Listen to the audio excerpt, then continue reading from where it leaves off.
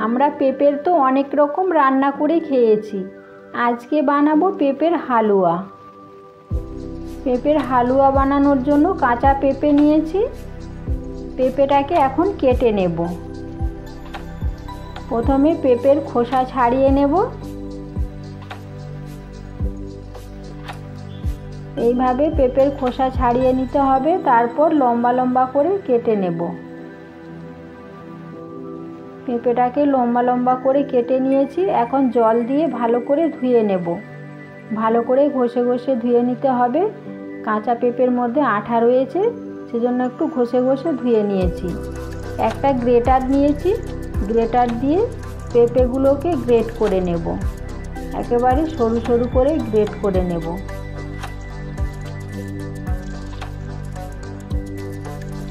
এইভাবে ঘষে ঘষে গ্রেট করে নিতে হবে। দেখুন কত সুন্দর লাগছে। গ্রেট করে নিয়েছি পেঁপে। এখন শুকনো খোলায় চারমগজটা একটু ভেজে নেব। বেশি ভাজবো না, একটু নেড়েই নামিয়ে নেব। ভাজা হয়ে গেছে চারমগজ, এখন রেখে দেব। এরপর কড়াইতে সাদা তেল দেব। সাদা তেল গরম হয়ে গেলে ওর মধ্যে গ্রেট করা পেঁপে দিয়ে দেব। পেঁপেটাকে একটু তেলের সাথে নেড়ে নেব। তারপর লবণ দেব। লবণ দিয়ে আবারও একটু নাড়তে হবে। পেঁপের জলটা শুকনো হবে। তারপর দুধ দিয়ে দেব।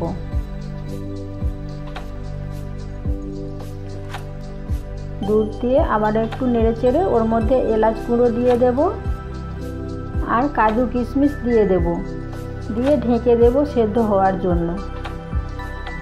পেঁপেটা একটু সেদ্ধ হলে ওর মধ্যে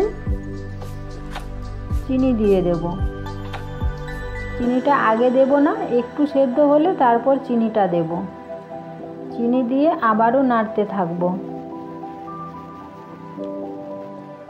একটু যখন শুকনো শুকনো ভাব হবে তখন ওর মধ্যে চারমগজ ভাজাটা দিয়ে দেব। দিয়ে আবারও নাড়তে থাকব। একটু শুকনো শুকনো আঠালো আঠালো করে নেব।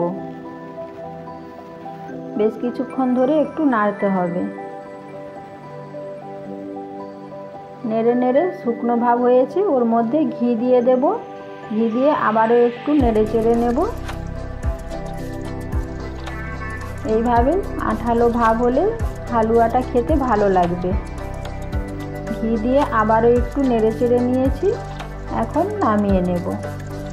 কত সুন্দর হয়েছে দেখুন হালুয়াটা। দেখতেও কত সুন্দর হয়েছে আর খেতেও তো দুর্দান্ত হয়েছে। তৈরি হয়ে গেল আমার আজকের রেসিপি কাঁচা পেঁপের হালুয়া।